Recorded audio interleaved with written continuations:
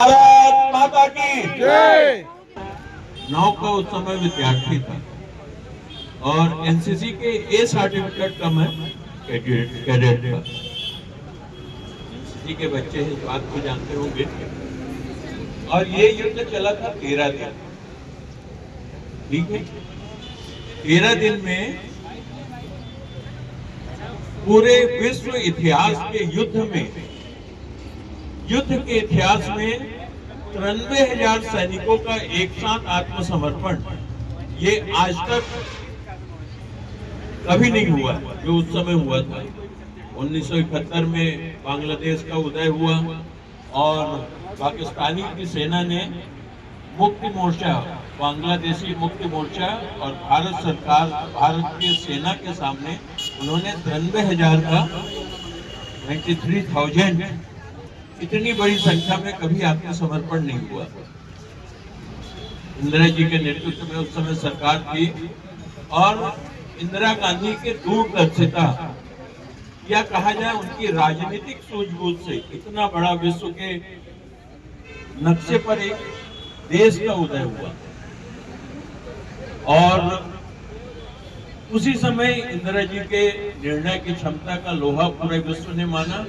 और ये उस समय जो वीर शहीदों ने, हमारे भी बहुत से सैनिक उस समय शहीद हुए थे, परंतु वो शहादत, तिरंगा में लपटा हुआ शहादत का कोई भी उसका मोल नहीं है।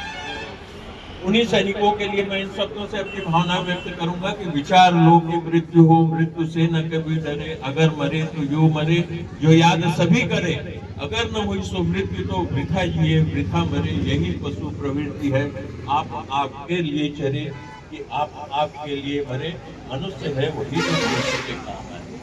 तो उन शहीदों को आज मैं श्रद्धा सुमन अर्पित करते हुए, और ये जो मेरे साथी यहाँ खड़े हुए हैं जो किसी न किसी रूप में उस युद्ध में शरीक हुए हैं, और इनके अदम्य साहस की वजह से भारत सैनिकों के मामले में विश्व के आज अग्रणी पंक्तियों में हमारे पास सैनिक है और युद्ध कौशल है और युद्ध के इक्विपमेंट हमारे पास है।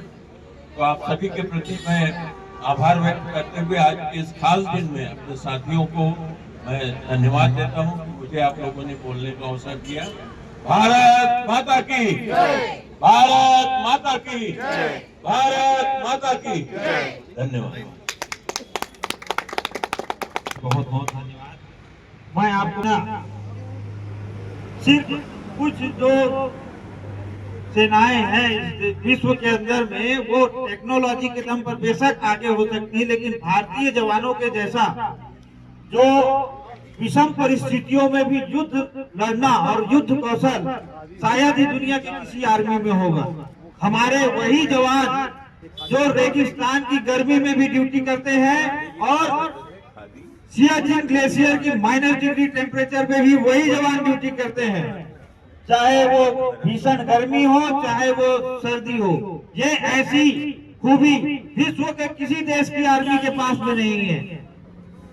वो अगर सर्दी के मौसम में रहने वाले देश है तो वो गर्मी में यह युद्ध कौशल में नहीं। और जो विभिन्न, चाहे वो पहाड़ियों के युद्ध हो, चाहे वो बिल्टअप एरिया जो शहर के अंदर का युद्ध हो, किसी भी युद्ध में जो भारतीय सेना की महारत है, वो अदम्य साहस और वीरता जो हमारी सेना दिखाती है, ये खुद नहीं है, इसका खुद एक एक्सपीरियंस मैंने मेरे अपने सैनिक काल के दौरान देखा। जो हमारे इंग्लैंड आर्मी के साथ में युद्ध अभ्यास था, उस युद्ध अभ्यास में एक इंग्लैंड आर्मी एक साइड और एक साइड हम थे, एक गांव को कैप्चर किया हुआ था। अगर सिर्फ कंडीशन ऐसी थी कि 1 घंटे से पहले अगर इंग्लैंड आर्मी उस गांव में घुस जाती है तो वो जीत गई, और 1 घंटे हम उनको होल्ड करके रख लेते हैं तो हम जीत गए।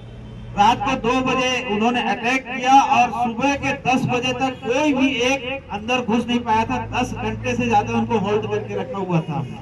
ये उस समय की है जब वो टेक्नोलॉजी और वो सब समान था।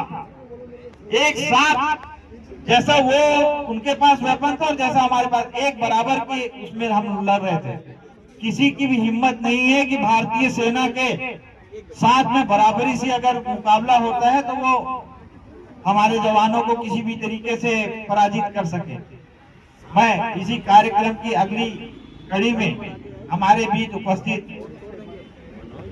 श्री सुदेश भैया को आग्रह करूंगा कि हम यहाँ पे उपस्थित पूर्व सैनिक और कैडेट्स, एनसीसी कैडेट्स सभी के उत्साहवर्धन के लिए यहाँ 2 शब्द कहें।